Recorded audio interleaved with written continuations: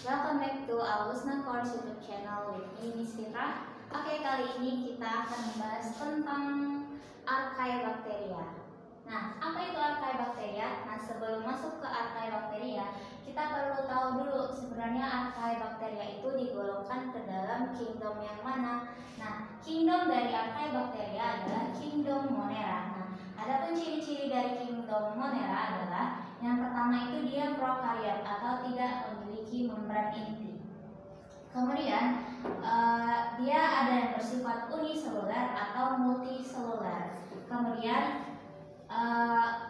kingdom Monera ini dia punya dinding sel, tetapi dinding selnya itu tidak seperti dinding sel pada tumbuhan yang mengandung selulosa. Pada bakteri dinding selnya itu mengandung peptidoglikan. Oke, selanjutnya sifat atau ciri-ciri yang keempat itu dia kosmopolit atau penyebarannya luas, atau si kingdom Monera ini dia bisa hidup di berbagai macam lingkungan. Nah, selanjutnya kingdom Monera itu terbagi dua, ada Archaebacteria dan Eubacteria. Apa perbedaan dari Archaebacteria dan Eubacteria? Nah, tadi sudah disebutkan bahwa dinding sel bakteri itu mengandung peptidoglikan. Sedangkan si Archaebacteria dinding selnya tidak mengandung peptidoglikan. Namun, kenapa dia tetap dimasukkan ke Monera kalau dinding selnya tidak mengandung peptidoglikan? Karena dia juga termasuk prokariot atau tidak memiliki membran inti. Jadi, pada kingdom Monera ada dua kelompok, ada Archaebacteria dan Eubacteria. Nah, pada kesempatan kali ini kita akan membahas tentang Archaebacteria. Selanjutnya, apa sih pengertian dari Archaebacteria? Nah, Archaebacteria itu berasal dari bahasa Yunani archaio yang artinya kuno atau purba, sehingga Archaebacteria ini sering disebut sebagai bakteri purba. Mengapa disebut demikian? Nah, ciri utama dari si Archaebacteria adalah dia mampu hidup pada kondisi lingkungan yang ekstrim. Nah, kondisi lingkungan yang ekstrim itu dia mirip dengan kondisi lingkungan pada proses pembentukan awal bumi, di mana pada masa itu bahkan oksigen pun belum tersedia karena tumbuh-tumbuhan juga sebagai penghasil oksigen belum ada. Nah, tetapi si Archaebacteria ini karena dia mampu hidup di kondisi lingkungan yang ekstrim, makanya dia sudah ada sejak proses awal pembentukan bumi. Nah, selanjutnya kalau sudah tahu kenapa dia disebut bakteri purba, mari kita lihat ciri-cirinya. Nah, yang pertama dia sama dengan kingdom Monera tadi, prokariot. Kemudian dinding selnya tadi tidak mengandung peptidoglikan. Oke, selanjutnya Archaebacteria ini dikelompokkan menjadi tiga macam.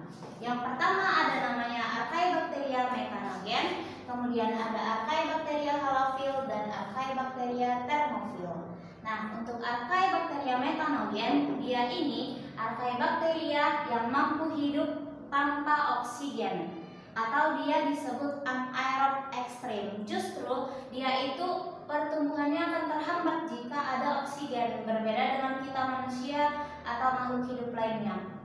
Si Archaebacteria methanogen dia habitatnya itu karena minim oksigen saja dia bisa hidup atau dia tidak butuh oksigen, maka habitatnya ada di lumpur, di dasar danau, di kotoran hewan atau manusia, dan di bawah lapisan es atau di tempat-tempat lainnya yang tidak mengandung oksigen.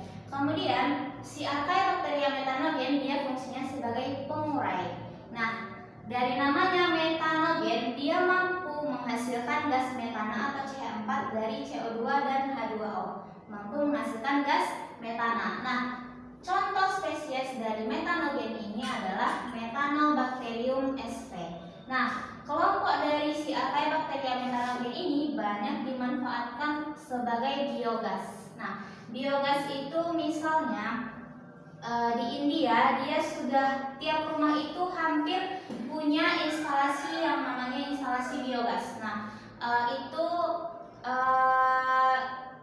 ciri-cirinya itu dia dibuat sebuah lubang atau kubah gitu, kemudian ada lubang pemasukannya, ada lubang keluar sisanya, dan ada lubang keluar gasnya. Nah, nanti bahan-bahan organik, kotoran hewan atau manusia itu dimasukkan ke dalam kubah tersebut. Kemudian nanti, nah tadi kan kita sudah tahu bahwa ada si Archaebacteria methanogen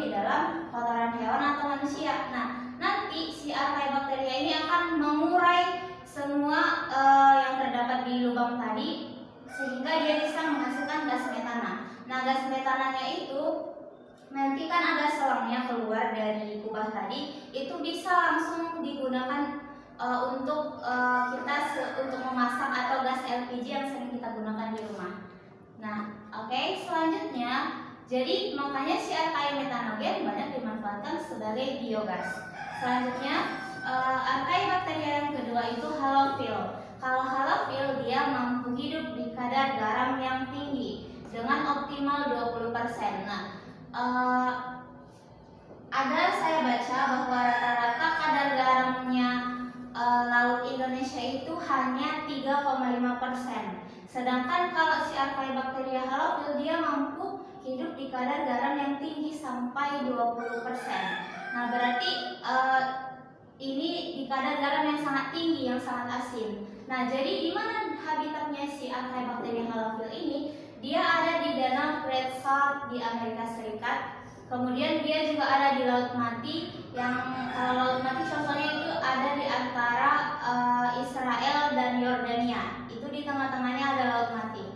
Nah, kenapa yang danau Great Salt ini dia kadar garamnya tinggi, padahal dia danau? Apa bedanya dengan danau-danau yang biasa? Nah, danau Great Salt ini dia dikelilingi oleh bukit-bukit.